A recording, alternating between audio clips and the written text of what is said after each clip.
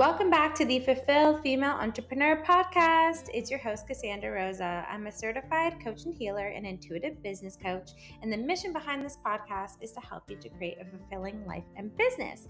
I'm excited to have Christine Lieu on the podcast today. She is going to be talking about how to use social media to drive your impact and sales.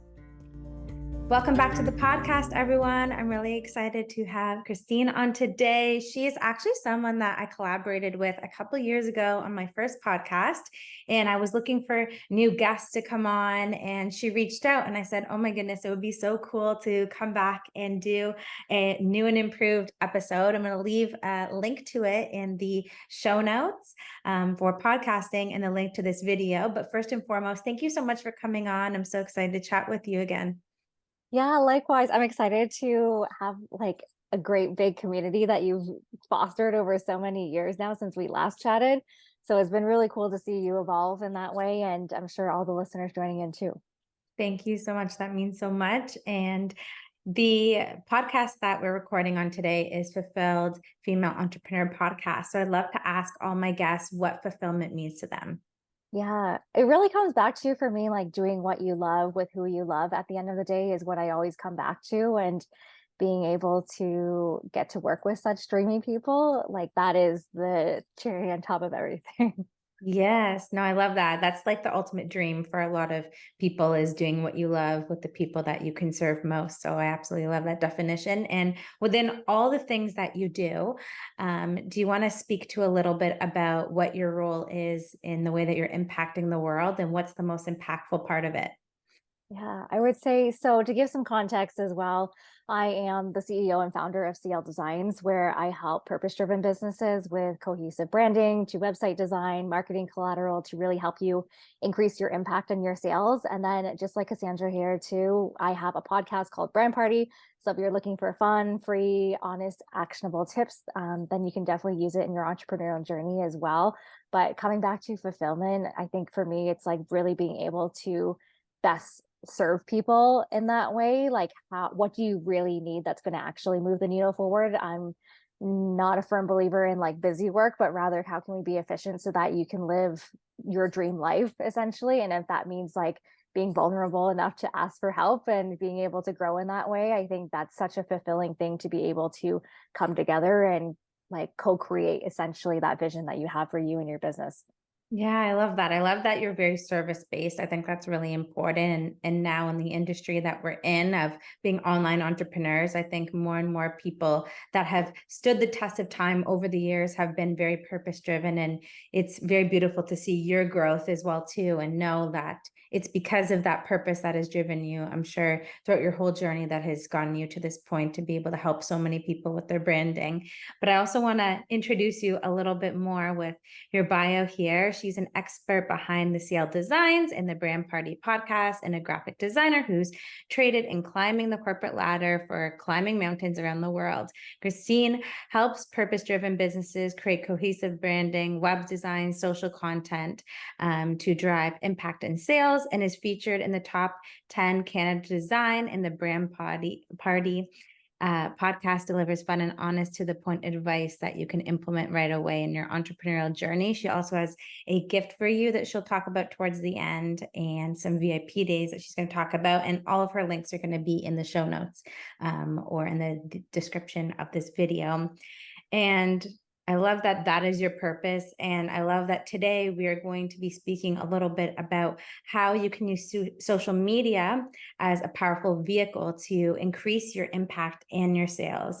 So when it comes to that, when it comes to social media, being able to use that as a vehicle, why do you think it's so powerful to allow people to spread their message using this powerful tool?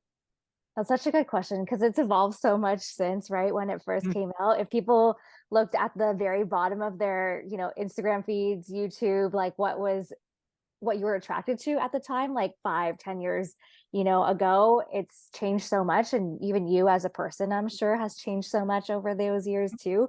So it's really neat to be able, for even the two of us, to come back together after so many years, to be feeling connected and like have that space together in like this symbiotic like aspect of the world. Because I think that we often forget that social media is meant to be social at the end of the day. And having gone through the pandemic and optimistically like coming back out of it, people are craving that connection and that nurtured relationship with people, I feel, more than ever. And I think that's what's going to set a lot of those brands and businesses apart, is being able to really nurture and appreciate people on the other side, and taking that like very human centric approach, especially with such a rise of AI in the media space, especially too.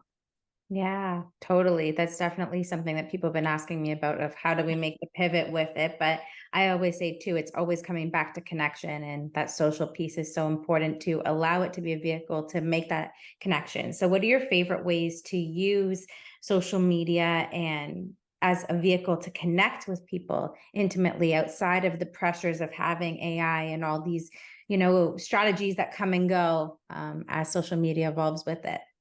Yeah, I would say like definitely have a good range of like marketing strategies in place that are both short term and long term, that are helping serve you in your business so that you are like attracting the vetted leads that you might be looking for. But with social media specifically, I think being able to be really intentional about where are people actually hanging out based on your dream clients. Like, you don't need to be spreading yourself so thin because you're wearing all the hats already. I see you. Like, you don't need to be everywhere to be impactful. You can really be intentional of like selecting maybe 2 to 3 key platforms that are going to land much more powerfully in that sense, when you are putting effort and energy and potentially like paid ads, if that's the case too for you, behind it. So I would say like definitely pick your main core social platforms that make the most sense to you and your clients, so that your messaging is much more driven in that sense. But then also, I feel like consistency is such a big part of that in so many ways, so that not only people learn to expect what's coming from you really clearly, so that when you are keeping top of mind, you're like the first one that they have to go to. Or whether it's, consistency in terms of like the visual approach and communications of it too, making sure that it has like that same consistent brand voice across. You're not a broken record for keeping that consistent. Like, I think you have a lot more room to play with, to be honest, when you are really clear about what you have to offer, what it looks like, what it sounds like. In so many ways, it's like your toolkit.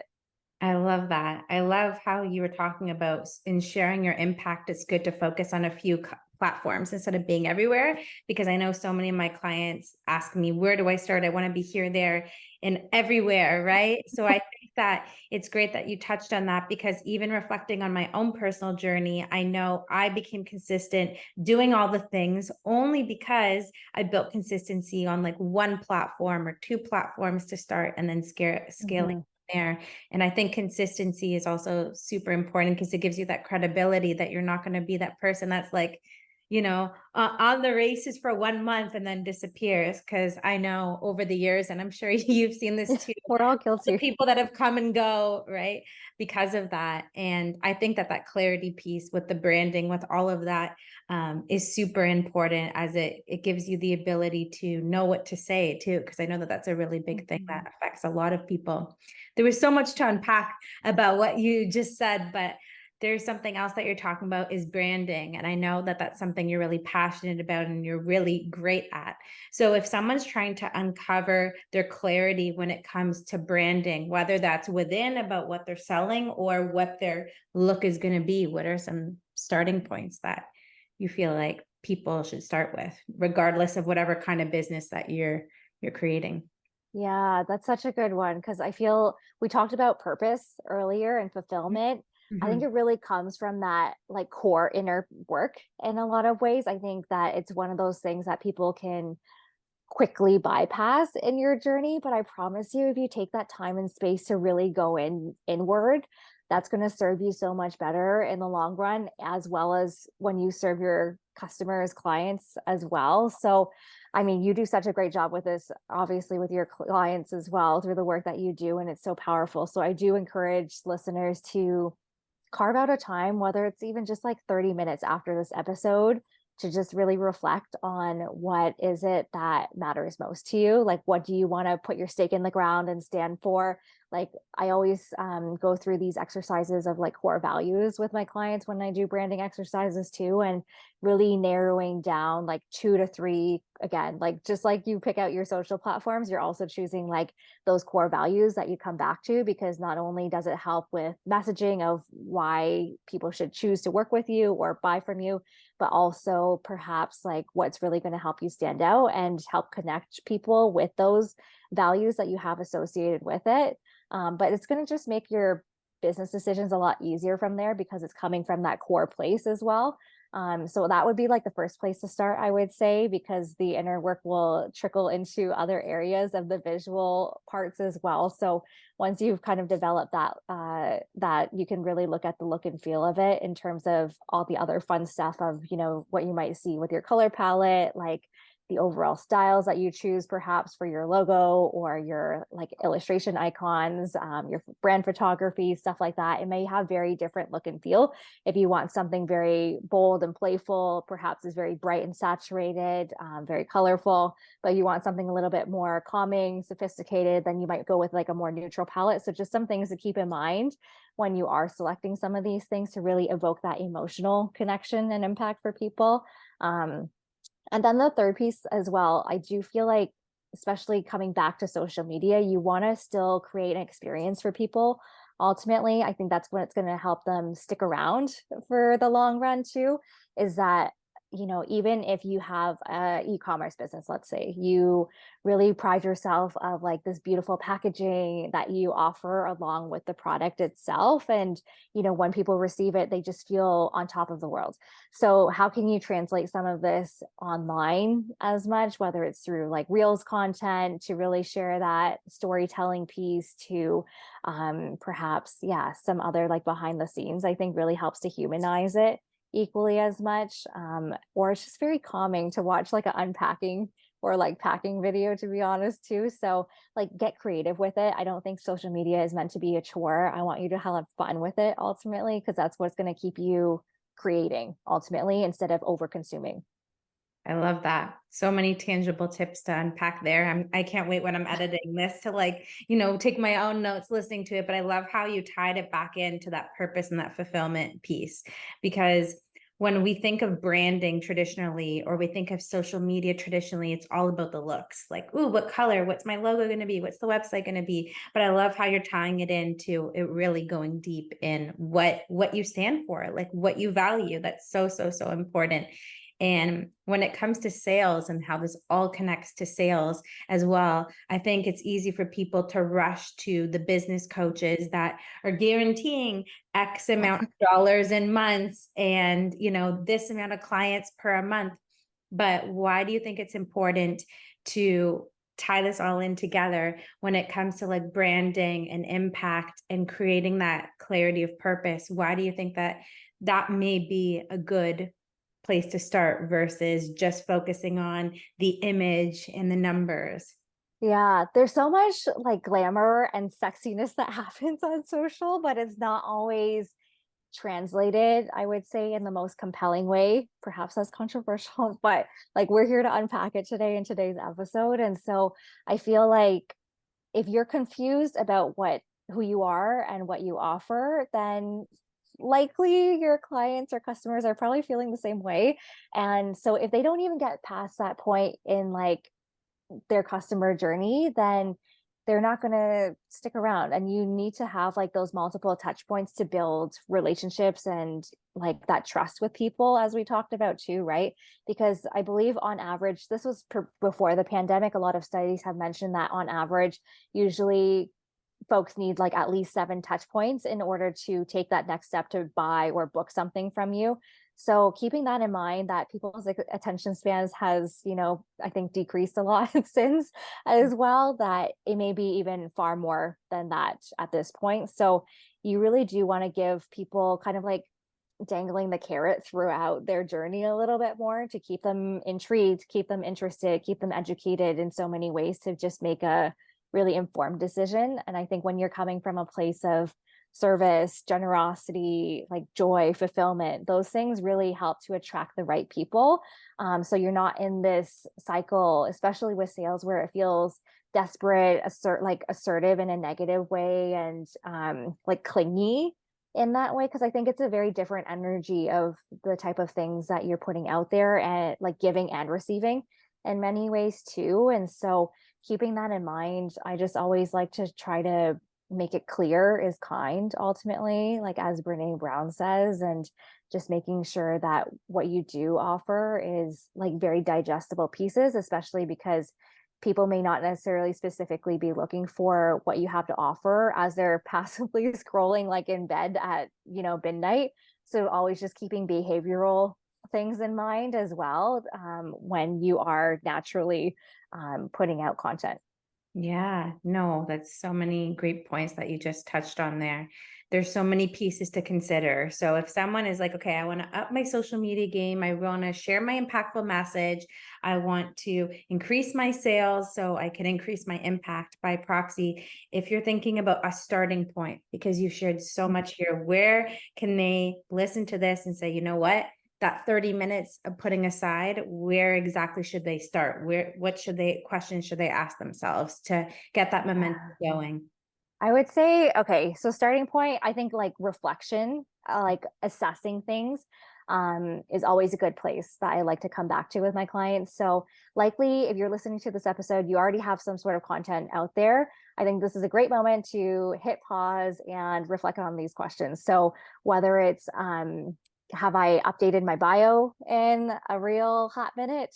Because I think that's a good opportunity to bring in keywords, update any services that you might have offered now that may have evolved from years ago when you had first put it out there. If you are using links in your bio to really either have one specific one that goes directly to your website, so you are driving traffic to your property, or if you do have a link tree or a milkshake with multiple links in there, then I would narrow down like top 3 to 5 choices so that you're being really clear and intentional. So I would say start with your bio as that first one to update, so it's really clear when people do land on your profile. The second piece is if you were to build out that toolkit, so saving you time so you can be more consistent. If you have certain content pillars that you keep coming back to, so whether it's like Tuesday tips or like thumbnail covers for your reels, then just have like a nice branded template in place as a starting point, because that will just like help make things a whole lot easier moving forward. So you can come back to it really easily when you do want to push out content, whether it's spontaneous or planned. And then third piece I would say is like just practice like getting comfortable in front of the camera as well. I feel like is another piece. It's not like we're all born with it. Like you're not alone if you feel some sort of way about it, but being able to have this like undeniable connection with people, they really want to see like the human behind the brand, especially if you are like the primary person that they're going to be working with directly. Then it's going to be so much more powerful to see you consistently in your content as well, versus like a robot or none at all in so many ways. I love that. Very simple, very tangible, and I can be a testament to the templates definitely help to get that consistency going. And every few months you can change them up, but at least if you're feeling stuck, you have some sort of guidance to be able to get that momentum going and going forward. And I know that you have a free gift for the listeners. Do you want to speak a little bit to that? Yeah. So if you are looking for some help with that consistency piece, especially, then I would love to gift your listeners a free brand consistency checklist. So you can get instant access to it as well. It really will help you just check everything off the list and assess what you have in your own toolkit, as well as great foundations to start off with. So you can definitely get access. I'll share the link as well. So it'll be ready in the show notes and description for you. Yes, awesome. And I know that you have some spots open for some VIP days. Do you want to speak a little bit about that, what people could expect from them? Yeah. So if you've been kind of like grinding your tires a little bit, and as a fellow business owner out there, if you have a long laundry list or wish list out there that you would love everything taken care of in a day, then these are really great opportunities for website refreshes, like building out that branded suite of social templates as we talked about today, presentation decks, whatever that looks like for you, so that you can build out that consistency, then we can work together in a day to get everything checked off through a VIP design day. But I'll share that link again so you can learn more in the show notes or description. Sounds good. And then if they're listening to you, they want to learn more about your podcast, everything you have going on, go and check out your socials to see your beautiful brand. Where's the best place that they can connect? Yeah, I would love to continue the party. So definitely you can learn more at christineldesigns.com, or I'm usually hanging out on Instagram as well. So you can visit me at _CLIEU. I love it. All the links are going to be in the show notes. Any final words you want to conclude with today? Like, just have fun. Like, as hokey as it may sound, like, just show up as you, and like know that you as a person first and as a business will continue to evolve. And that's the beauty that your brand has along with you too. So like, take people on a journey and have fun with it. I love that. Thank you so much for being here. This has been so high value. I can't wait to listen to it back and take my own notes. Like, you're such a beautiful light and you share such a beautiful message with the world. So thank you for being here. Yeah, thank you so much to you and your community. It was so fun to come back for round 2. Yes, thank you.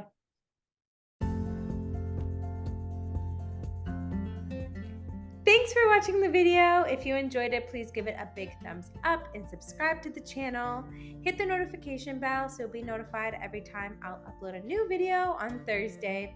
See you in the next one. Bye.